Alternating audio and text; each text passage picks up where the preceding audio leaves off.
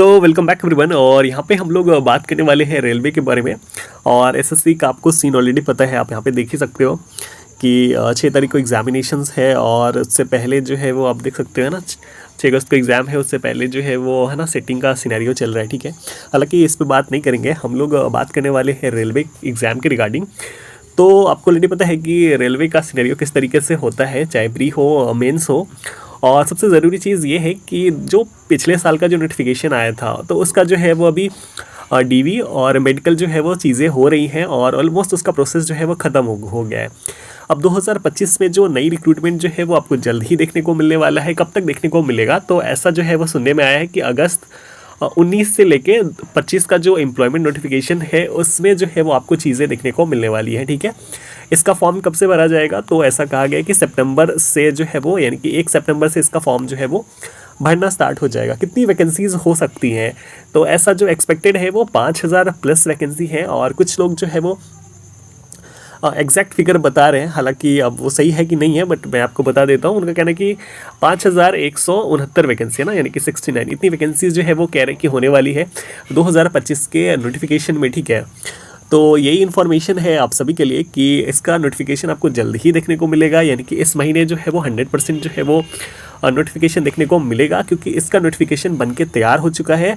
Approval मिलना बाकी है, जो भी हमारे है ना चेयरमैन सर हैं, जो भी इनके डिपार्टमेंट के हेड हैं, तो जैसे वहाँ से अप्रूवल मिलेगा और इसका नोटिफिकेशन जो है वो जल्दी ही आपको देखने को मिलेगा।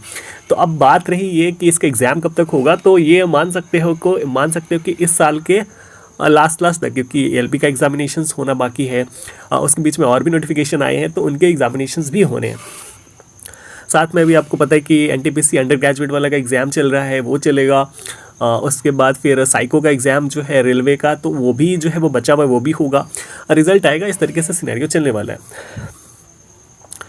सवाल ये है कि अब हम क्या करें, है ना। आरआरबी जेई की तैयारी करें, एसएससी जेई भी जो है वो आपका अक्टूबर में जो है वो शेड्यूल है ना। तो एसएससी जेई भी आपको अक्टूबर में उसका एग्जामिनेशन देखने को मिलने वाला है। तो मेरे हिसाब से अभी आप जो है वो क्या कर सकते हैं, इसका जब भी नोटिफिकेशन वगैरह आएगा तो उसका एग्ज़ाम होने में काफ़ी टाइम है। तो मेरे को लगता है अभी आपको जो है वो टेक्निकल पढ़ना चाहिए।